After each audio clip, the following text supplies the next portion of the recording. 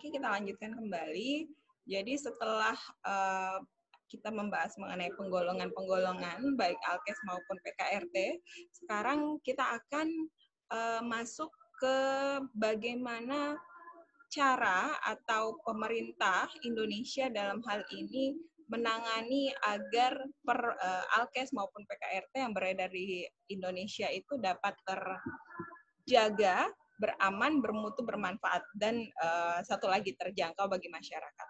Nah, kalian lihat di slide ini bahwa penanganan dalam alkes maupun PKRT itu terbagi menjadi dua, yaitu ada yang disebut sebagai penanganan pre-market maupun penanganan yang masuk dalam kategori post-market. Tentu saja dari namanya Anda bisa memperkirakan bahwa pre-market ini harus dilakukan oleh produsen dan dinilai sebelum diberikan izin edar. Jadi kalau kalian lihat, ini nomor-nomor yang ada di dalam kurung 1189 itu maksudnya adalah Permenkes nomor 1189, kemudian izin penyaluran itu dibahas di Permenkes tersebut dan izin edar dibahas di Permenkes tersebut. Silahkan masing-masing dibuka.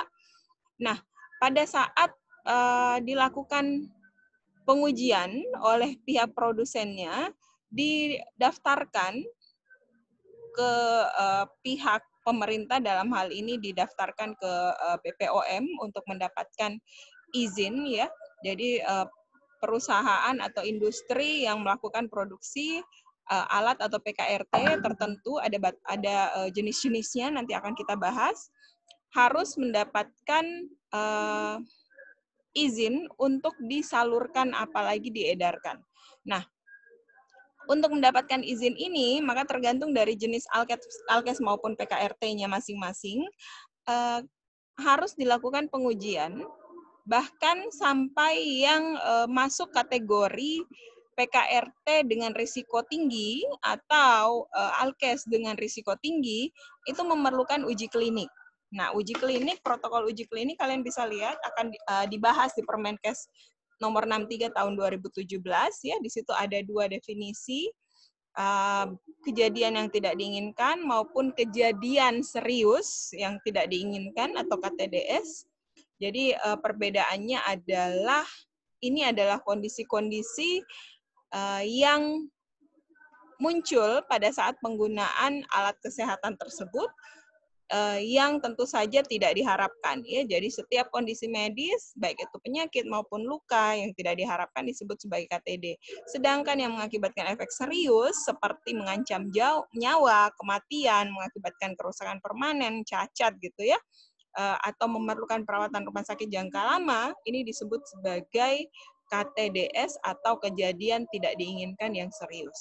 Nah, setelah pre-market didapatkan izin edar, tidak sampai di situ saja, juga dilakukan pengawasan post-market.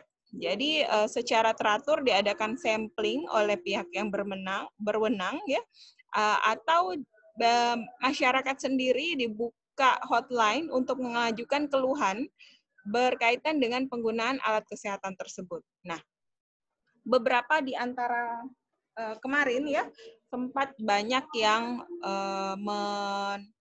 menanyakan japri gitu ke WA saya, ada yang menyatakan ini aman nggak alkes, yang ini aman tidak gitu, atau yang sekarang kan lagi musim corona gitu, ya, jadi banyak yang menanyakan mengenai masker, kemudian hand sanitizer, apakah ini aman, apakah ini bisa digunakan dan sesuai dengan spesifikasinya, jangan sampai ini produk palsu atau abal-abal.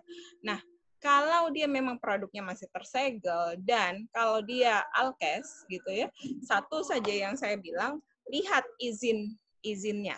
Jadi kalau misalnya di alkes akan punya izin seperti ini, mudah-mudahan bisa terlihat dengan jelas gitu, ya. Jadi akan tertulis izin edar. Kelihatan? Ya. Jadi ini telah mendapatkan persetujuan AKD itu maksudnya adalah alat kesehatan, mirip dengan obat gitu yang mendapatkan izin registrasi. Nah, kalau telah memiliki izin seperti ini dan produknya itu tersegel dengan baik, berarti bagus gitu. Memang sesuai dengan peruntukannya. Atau kalau dia PKRT, hand sanitizer juga banyak yang japri bertanya kepada saya berikan saja himbauan sedikit bahwa lihat apakah ada izinnya. Misalnya seperti ini. Jadi kalau kalian lihat mudah-mudahan terbaca dengan baik ya, Kemenkes, PK gitu ya, produk kesehatan. Nah, ini terdata dengan tentu saja kalau baik gitu. Kalau memang bagus kemasannya, tapi kalau kemasannya sudah rusak mungkin ya pihak perusahaan tidak bisa menanggung gitu. Nah, kalau mau hand sanitizer-nya sederhana sebetulnya bagaimana caranya melihat? Kalau dia berbasis alkohol mudah sekali. Anda tinggal menaruh saja satu tetes di tangan kemudian rasakan gitu. Kalau memang berbasis alkohol pasti masih terasa dingin. Sama seperti kalau kita menyemprotkan langsung alkohol di tangan gitu. Itu cara sederhana yang bisa kita edukasi ke masyarakat agar mereka lebih aware gitu bahwa alat kesehatan atau produk PKRT yang sampai ke mereka yang mereka beli apakah ini aman, apakah ini telah memenuhi telah mendapatkan izin atau tidak. Nah, kemudian selanjutnya kalian bisa lihat bahwa kenapa pemerintah kita sangat ketat gitu. Kenapa sih sampai ada harus registrasi, kemudian perizinan lagi, ada izin edarnya lagi. Nah, ini bukan kejadian di Indonesia, saya tidak mendapatkan datanya di Indonesia, tetapi ini adalah angka yang saya dapatkan dari pemakaian Alkes di Amerika, bahwa kejadian serius yang tidak diinginkan, yang mengakibatkan kematian, mengancam nyawa, kecacatan, itu terus meningkat setiap tahunnya yang disebabkan oleh alat kesehatan. Jadi kalian bisa lihat di sini, angkanya itu meningkat terus-menerus. Dan kalau dilihat disamakan dengan jumlah berapa pasien yang meninggal gitu ya, berapa jumlah korban akibat kecelakaan pesawat terbang yang biasanya sangat ditangisi, maka sebetulnya jumlah kerusakan yang serius yang diakibatkan oleh alat kesehatan ini lebih tinggi dibandingkan total jumlah kecelakaan penumpang yang mengakibatkan kematian atau kerusakan serius pada penumpangnya untuk pesawat terbang. Jadi kalian bisa lihat ini data di FDA tahun 2012. Nah, di Indonesia sendiri bukannya tidak ada gitu ya. Ini salah satu contoh yang saya perlihatkan adanya kejadian beberapa tahun yang lalu.